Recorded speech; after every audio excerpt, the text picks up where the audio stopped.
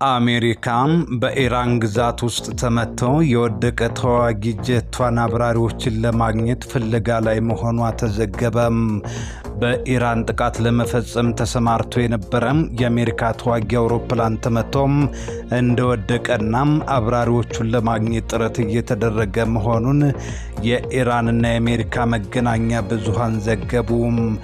ከኢራን እስላማዊ አብዮታዊ ዘብ ጋር ግንኙነት ያለው ታስኒ ዜና ወኪል አሜሪካ የኢራን ግዛት ውስጥ ተከስክሷል የተባለውን ተዋጊ ጀት አብራሪዎችም እየፈለገች ነው ሲል ዘገበ። በተጨማሪ አክሲዮስ፣ ሮይተርስ እና ኒውዮርክ ታይምስ አንድ አሜሪካን ባለስልጣን ጠቅሰው አውሮፕላኑ ተመቶ መውደቁንና አብራሪዎቹን ለማግኘት ፍለጋም እየተደረገ መሆኑን ዘግበዋል። የአሜሪካ ጦር ማዕከላዊ እዝ የአንድ ተዋጊ ጀት ሆርሙዝ ወሽመጥ ውስጥ በሚገኘው ቃሽም ደሴት ተመቶም ወድቋል የሚለውን የአብዮታዊ ዘቡን መረጃ ሐሙስ ዕለት አስተባብሎ ነበረም።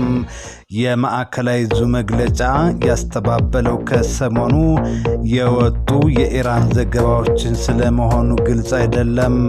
ቢቢሲ ከእዙ ተጨማሪ መረጃም ለማግኘት ጠይቋል። ታስኒም ዜና ወኪል ባወጣው ዘገባ የአሜሪካ ኃይሎች ከዛሬ ጠዋት ጀምሮም የተዋጊ ጀት አብራሪዎችን ለማግኘት የፍለጋ ዘመቻ እያከናወኑ ነው ብሏል። ዎል ስትሪት ጆርናል በበኩሉ አሜሪካ የተዋጊ ጀቱን አብራሪዎችን ለማግኘትም የአሜሪካ ኃይሎች ዘመቻ እያካሄዱ መሆናቸውን ዘግቧል። የኢራኑ ታስኒም ፍለጋው የሚከናወነው ሄሊኮፕተሮች፣ አውሮፕላኖችና የቅኝት ድሮኖችን በመጠቀም እንደሆነም ምንጮችን በመጥቀስ ዘግቧል። የፍለጋ ጥረት ግን ፍሬ አላፈራም ብሏል።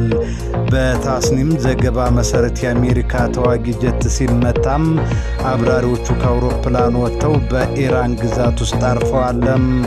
አንድ ኢራን መንግስት ቴሌቪዥን ጣቢያም በበኩሉ አብራሪዎቹን በህይወት ለያዘ ሰው ሽልማት እንደሚሰጥ ዘግቧል።